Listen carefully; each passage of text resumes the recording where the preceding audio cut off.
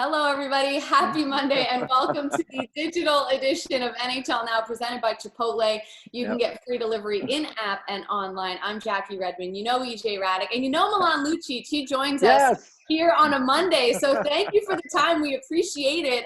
I'll start here. If you could describe this time of quarantine with one word, Milan, what word would you use?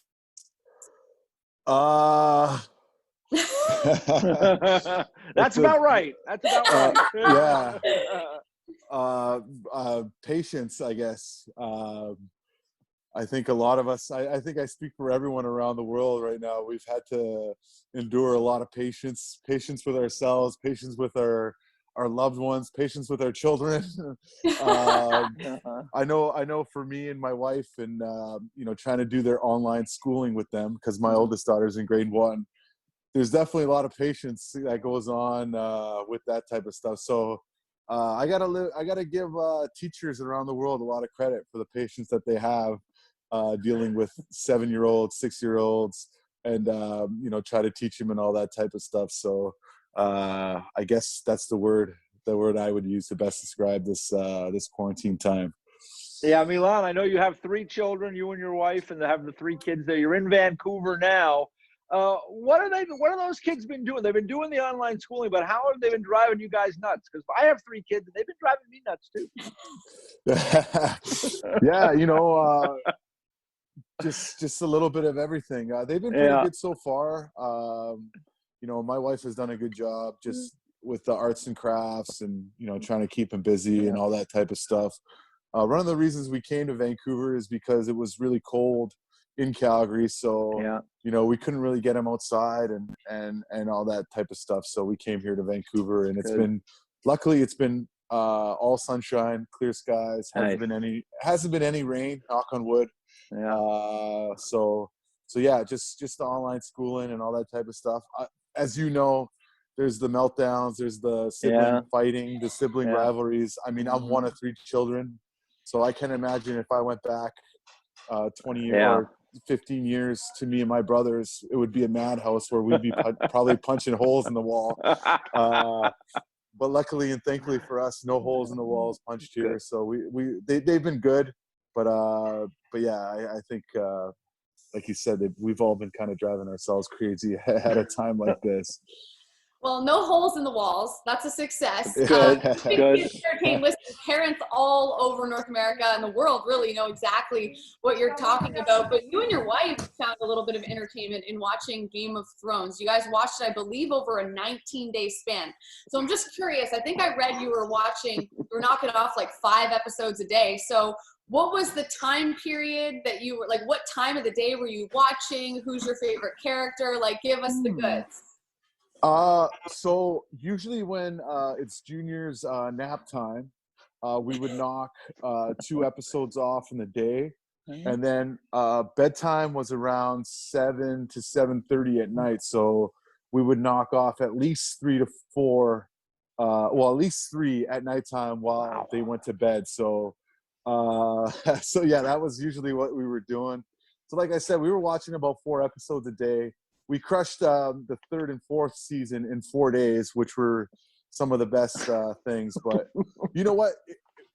I always put it off because, I always thought maybe the dragons and all that type of stuff, a little too much sci-fi, fantasy type of stuff going on. But once we got into it, once we really started to understand the characters and all that type of stuff, I gotta say it was probably the best series out of everything that I've watched so far. My wife really enjoyed it as well. She, that's why we went through it as fast as we did. Is we couldn't wait to start the next episode.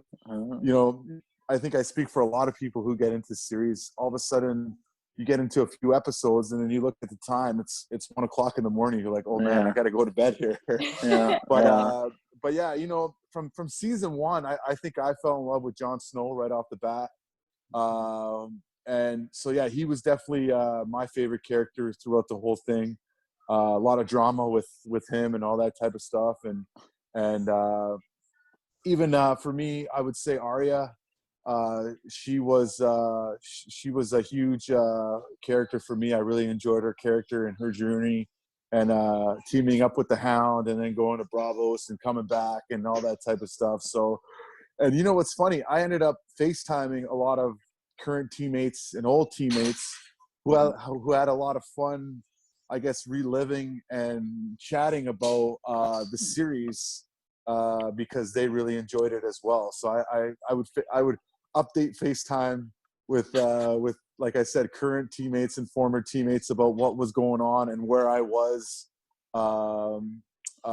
in the series and characters and all that type of stuff, and obviously the Lannisters and what was going on with Khaleesi and all that type of stuff. So it definitely was a lot of fun. I really enjoyed it. I definitely will probably go back and rewatch it all over again because I enjoyed it that much. And because there's so much going on, I feel like you kind of miss some things and whatnot. Yeah, and the old teammates and buddies that I talked to about it, they've gone back and watched it a second time, and they said they almost enjoy it the second time because they catch on the stuff that they missed watching it the first time. So I'm really interested to start it up here again, but that probably won't be until January of 2021. I need a little break and start something new before I get into it again, you know. Did you like the finale? I know there was a lot of controversy about that. I enjoyed it personally. I can see why people say they didn't like it. They were disappointed with it. From some people I talked to, they said they feel like they rushed the last season. You know, a lot of things happen in not a lot of time, where the other seasons, you know, a lot more was explained on what happened and all that type of stuff, where the last season kind of everything happened and the new king was appointed and you know, I don't want to say too much because for the people who haven't seen it.